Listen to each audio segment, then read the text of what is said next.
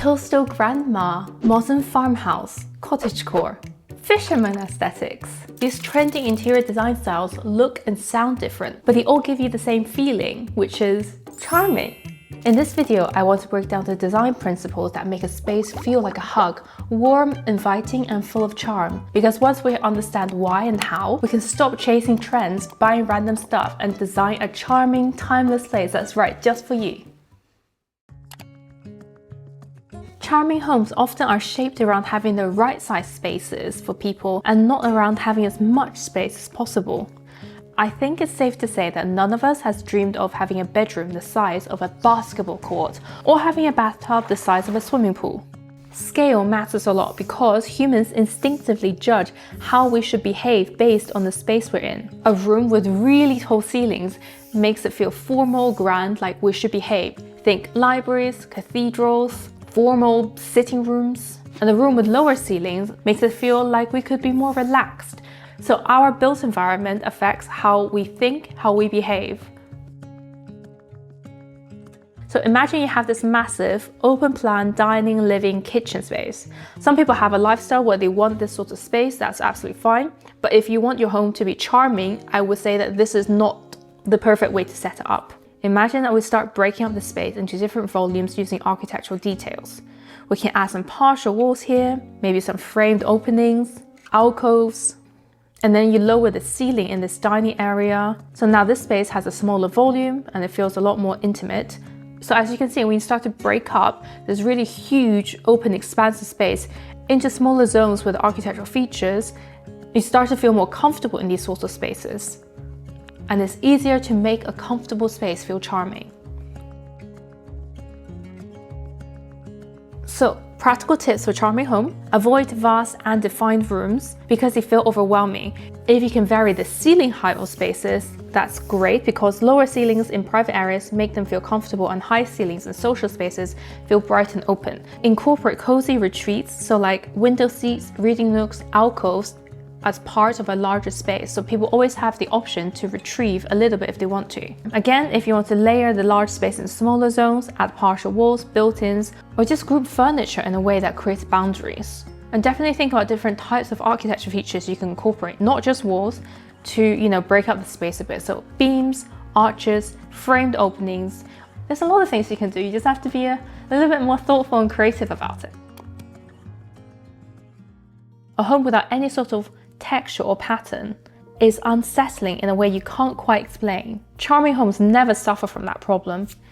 They draw you in with patterned wallpaper, stripy rugs, botanical prints. I'm sure there are people who are watching this video and will disagree and say, no, I don't like patterns in my home, I find it too messy. And that's absolutely fine because everyone is really different. Our personal tolerance for the amount of visual complexity we want to have in a space is on a sliding scale. So some people like more busy spaces and people like more quiet spaces. And for most people, we really like and crave having some patterns in our home. Because human beings evolved in environments outside where there is a lot of visual complexity. Tree branches, ripples in water, scattered pebbles. Interiors that echo the same layered variation offers us the same satisfaction. I mean, look at these two rooms. I think we can all agree that our eyes are drawn to the room with patterns in them. I mean, look at these two rooms. When a home is decorated like this, we know that it just didn't happen by accident. Someone deliberately chose this wallpaper, this patterned rug, these decorative cushions. It's an act of composition and deliberate choice. And that makes the space feel cared for, personal, alive. When you have a room like this, it doesn't demand that level of decision making. It's safe, predictable, so it wasn't picked and chosen with intention or with love and care. And I do think more and more people feel this and understand this. And I think that's why now the trend is moving away from minimalism into more whimsical, charming homes that has a lot of patterns and looks really lived in and comfortable and pretty.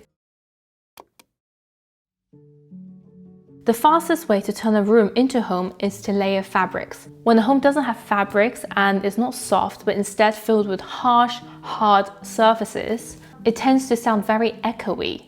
And that's why when you go into a restaurant or a cafe like this, you have to shout at people because there's just so much noise being reflected all around you, and that's not very nice. Charming homes avoid this. It's much better to be surrounded by conversation and laughter at a normal volume. That just feels way more charming than the clanging of pots and pans and the dishwasher going off in the background. If your home feels empty and bare, fabrics are such an easy fix. So if you want to start laying out fabrics in your home to make it feel more charming, but you're not sure where to start, here are some ideas you can think about. So first, what are the functional zones you have in the space? Could you lay a rug underneath to create a boundary for this zone? Rugs help zone large spaces into cozy human-sized areas. Let's use this bedroom as an example. We have the bed area, we have the getting dressed area, and we have the seating armchair area. Now the floor is covered in fabrics already. When it comes to curtains, I would put them up even if you don't need them. I would use multiple window treatments. I think it's much easier to make a room feel charming when you have an interesting focal point, and the fireplace has fulfilled this role for centuries. When we arrive in any space, our eyes are always looking around and trying to find something to focus on to understand it. And when you have a focal point to look at, I think then it's much easier to make sense of the room. That's why in town squares, when there isn't anything going on in the center, people tend to avoid it and it becomes like a dead space. But even if there's a very modest feature like a tree or a monument or a fountain, people just naturally gravitate towards it. Okay, now I'm going a little bit off topic here because I started talking about town squares. If we go back to our home on a smaller scale, if you look at the table, I think instinctively you want to place something in the middle, right? It's kind of the same idea. A fireplace works extremely well as a focal point for the home because long before central heating, the fire was the heart of the home. People gathered around it to cook, to warm themselves, to share stories, and to relax. And this deep cultural memory still lingers in us. When you light a fire and you can see the flame flickering around and dancing, it's what environmental psychologists call soft fascination. Something that is gently interesting and calms your mind, but it doesn't really demand too much focus. If we look at these two living rooms, you can clearly see that one has furniture that floats randomly with no clear center. This other room has a fireplace, and instantly you know that this is the place to gather, to unwind, to talk. So in your home, if you have a real fireplace, you're so lucky. You can design your space around this feature.